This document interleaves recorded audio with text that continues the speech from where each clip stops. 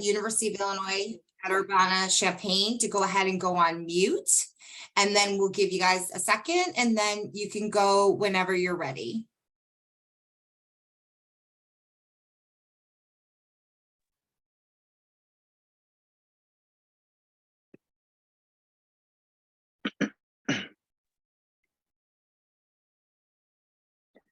Thank you, Cloud Dev Board of Directors, for inviting us back to talk about the ethical issues of employee surveillance.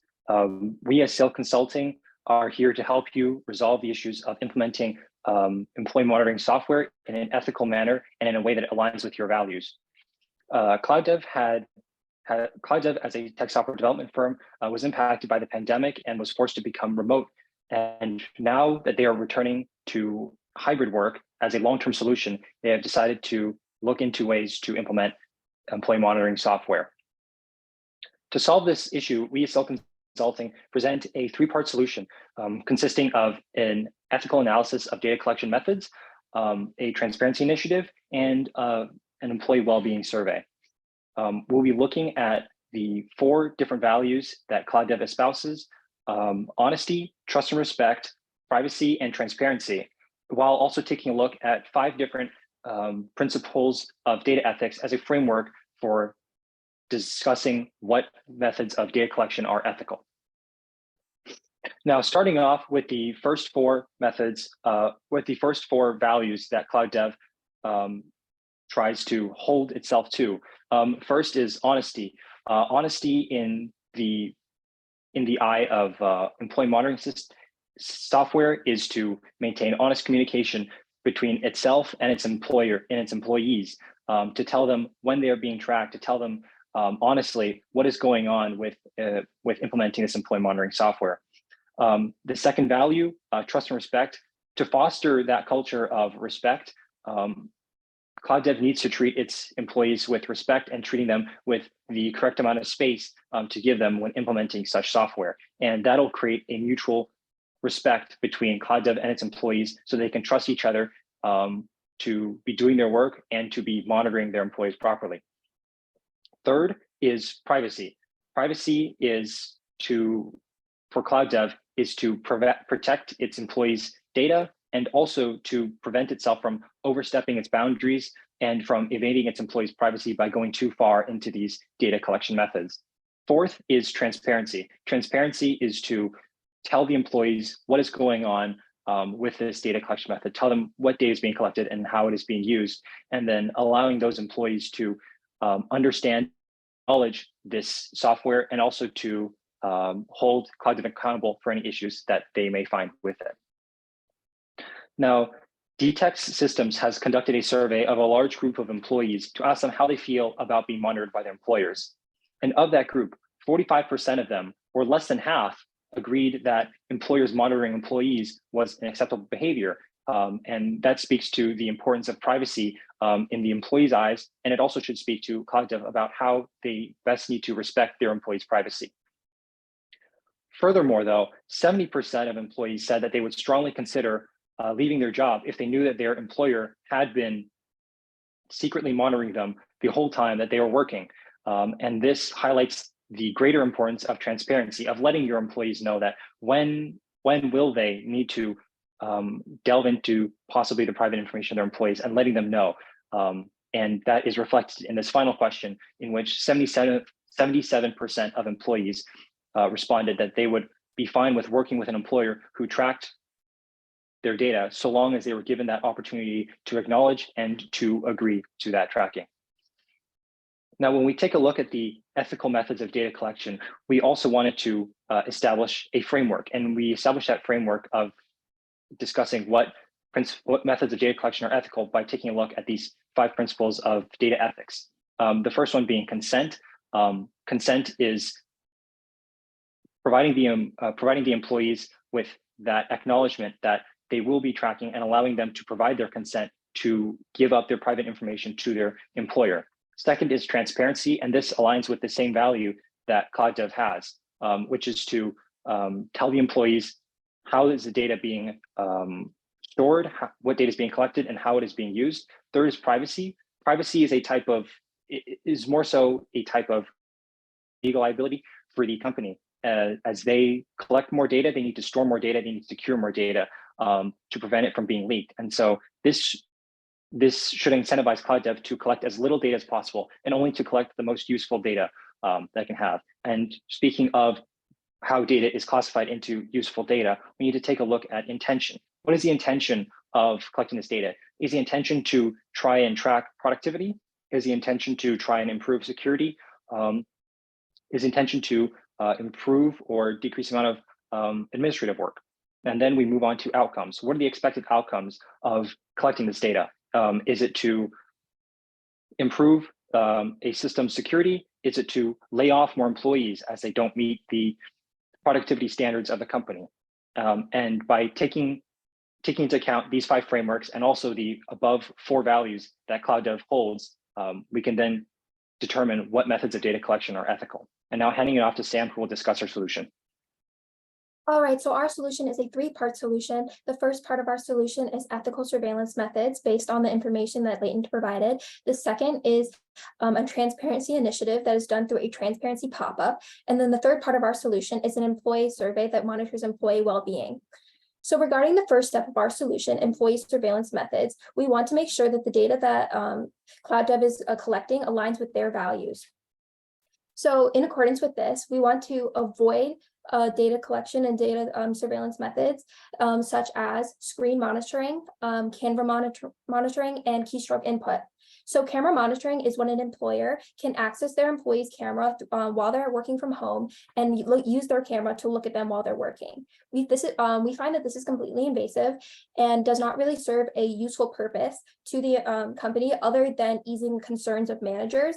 And so because of the fact that this falls into a frivolous data category, and the fact that it is extremely invasive and harms the relationship between employee and employer regarding the trust that employees have, and also harms their sense of agency, we feel that this does not align with Cloud Dev's values. In the same vein, we also feel that screen monitoring should be a method that is not used in the same regards as camera monitoring, as this greatly limits the employee's sense of agency in their own work and makes them feel as though their employer does not trust them to be doing their work throughout the day. Because of this, we suggest that this is another type that Cloud Dev should avoid using. Lastly, keystroke information. While this seems more innocuous as it is simply tracking keyboard inputs, we still feel that this is an unnecessary invasion into privacy, as it's not really providing any real useful information to Cloud Dev as a company, and therefore it should be avoided, as any type of data that is collected that is not completely necessary is an unnecessary invasion into privacy and really violates Cloud Dev's value. So going into data monitoring methods that could be acceptable, this could include things like email monitoring, application usage. Email monitoring is an important way that Cloud Dev could track security and make sure that information that is being exchanged within the company or going out to other clients and such are in line with Cloud Dev's standards for communicating with clients, as well as data and files that are being sent between each other for purposes of data security. We also feel that this is not as invasive to employees' privacy because of the fact that there already is a lessened expectation of privacy when communicating with another employee. Aside from that, it's not as invading their day-to-day life while they're working from home. In addition to that, application usage is seen as acceptable because of the fact that it is not a type of data collection method that might be used punitively against an employee, and still allows them to have their own agency in what they're doing. And this information could be used for Cloud Dev to track what types of applications are the most useful, what things they might want to put more time into. So there is a useful purpose. It is not frivolous data, and it also does not greatly impede on the employee's agency over their own work. So in summary, we feel that in regards to ethical surveillance methods, email and application usage are types of data that could be tracked ethically, and ones that should be avoided are screen monitoring, keystroke input, as well as camera monitoring. Moving on to the next step of our solution, a transparency initiative in the form of a transparency pop-up.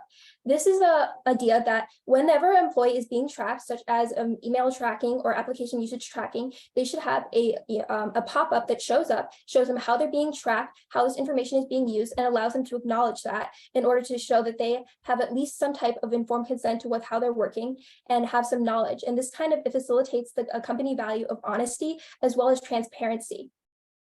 Lastly, the last step of our solution is an employee well-being survey. This is a survey that tracks how employees are feeling and how that allows them to self-report their feelings, whether they're positively or negatively impacted by the use of employee monitoring software by Cloud Dev.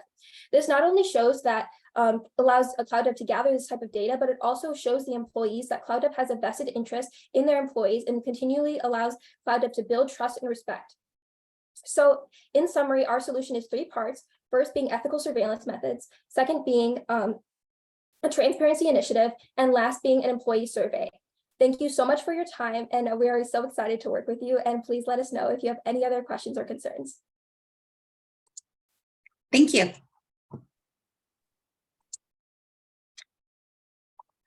Okay, so we will now move on to the Asper School of Business, University of Manitoba, to tell us all about Tesla.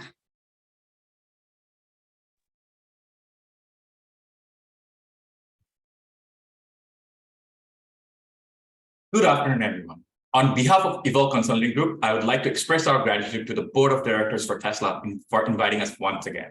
It's really good to see you guys back. My colleagues Anmol, Macy, and I are thrilled to be here today to discuss your company's ethical concerns and dig deeper into ethical dimensions surrounding them. Your efforts to reduce carbon emissions are truly impressive and have helped make a significant contribution to saving the planet. However, we believe there's a long way to go, and we look forward to exploring your ways to further enhance your ethical practices.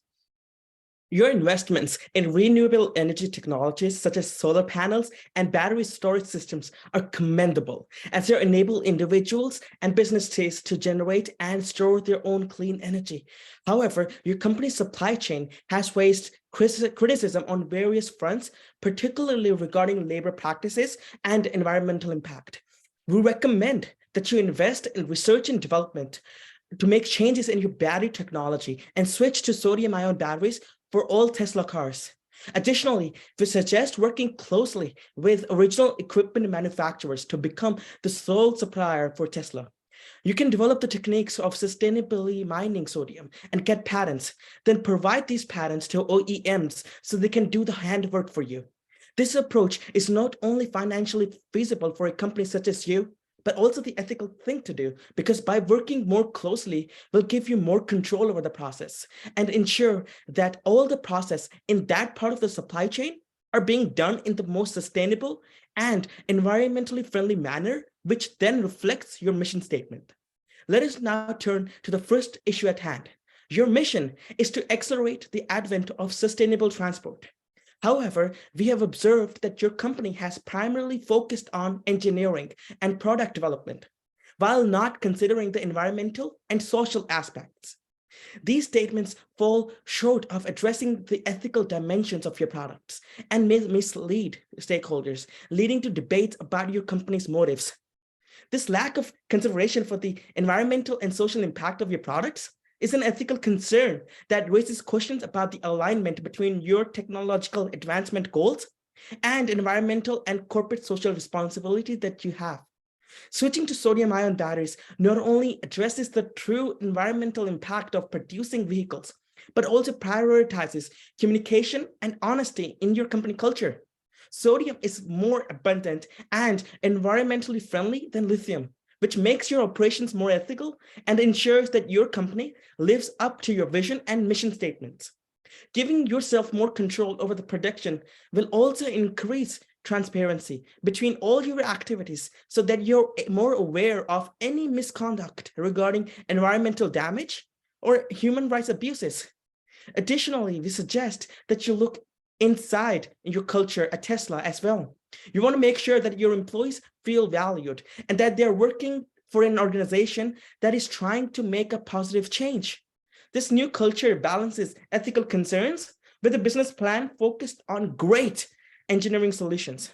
To do this, however, we recommend that you empower your employees to take ownership of Tesla's impact on communities and the world even beyond Tesla. You can do this by creating a culture that welcomes questions about engineering and the supply chain activities. You want to encourage it between your employees. This will pay you back in the long term, as it will prevent you from going down an unethical path.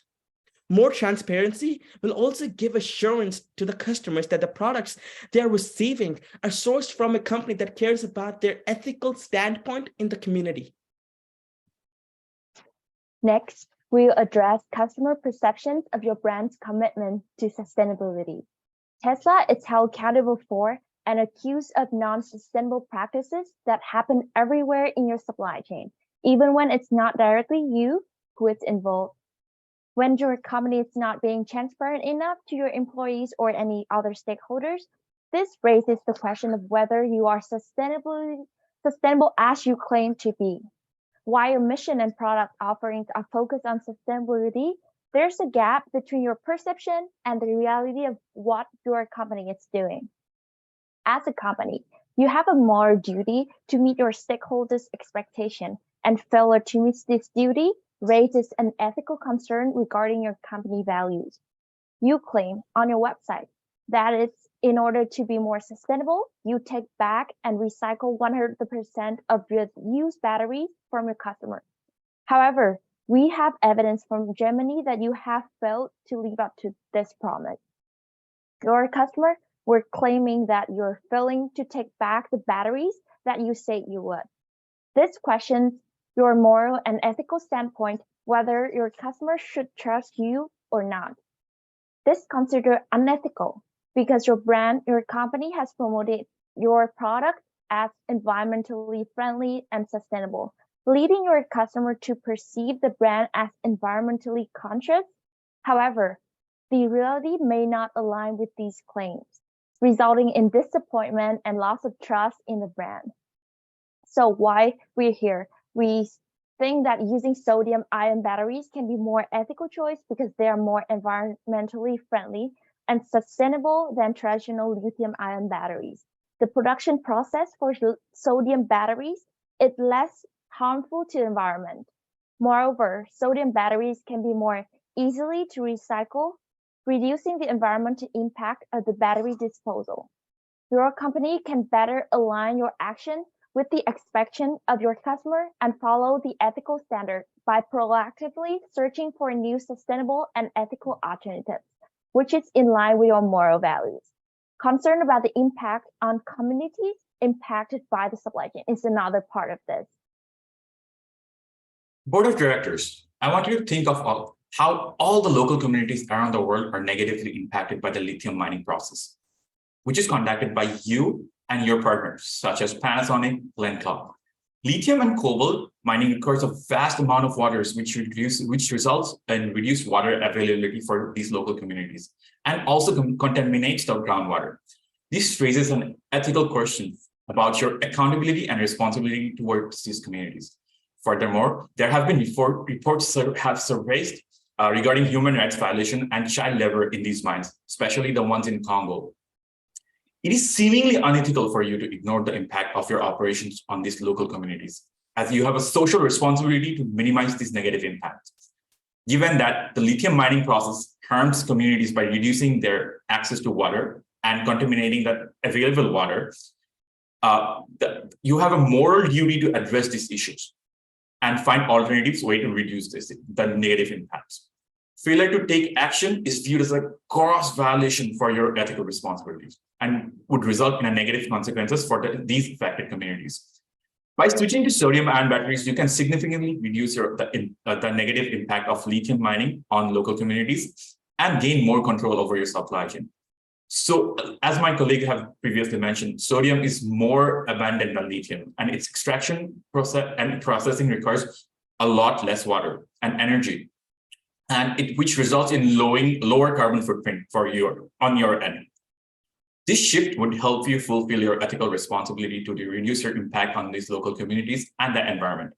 Furthermore, it would provide a safer and more sustainable product for customers by developing your own technique for mining and processing, and work very closely with your OEMs for your batteries.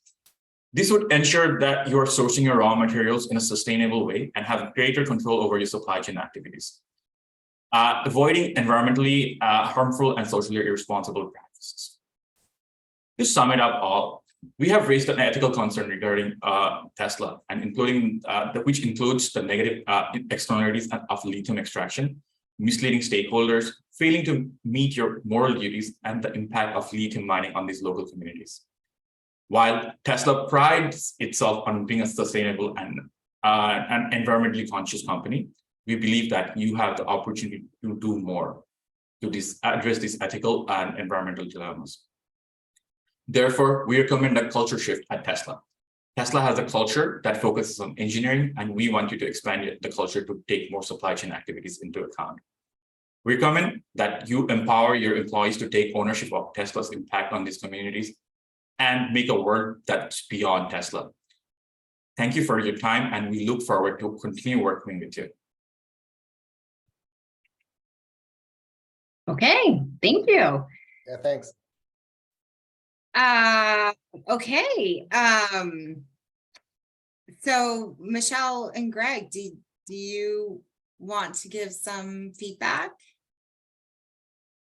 Sure. Go ahead, Michelle, if you want. Sure.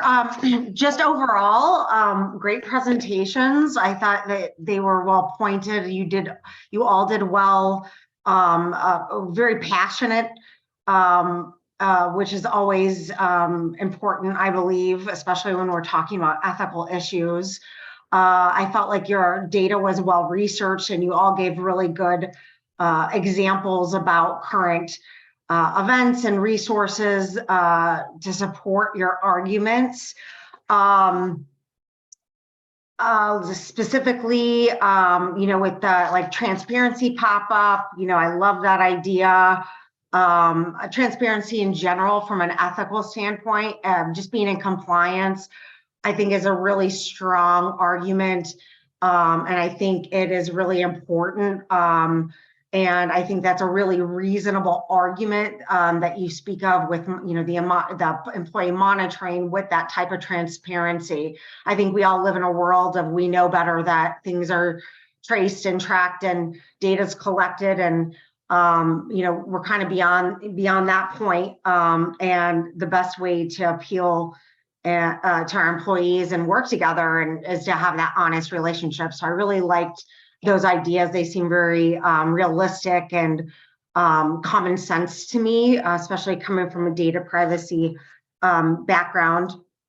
I thought you also did a really great job about talking about, pulling in, more employee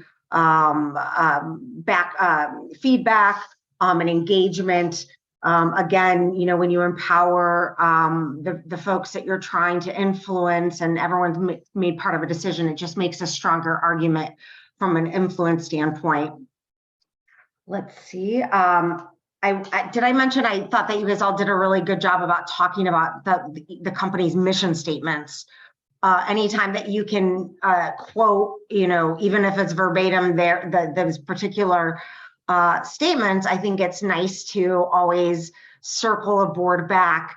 If you can imagine, they have a lot on their plate and they're balancing a lot of different conflicting priorities. One being ethical, one being, obviously financial.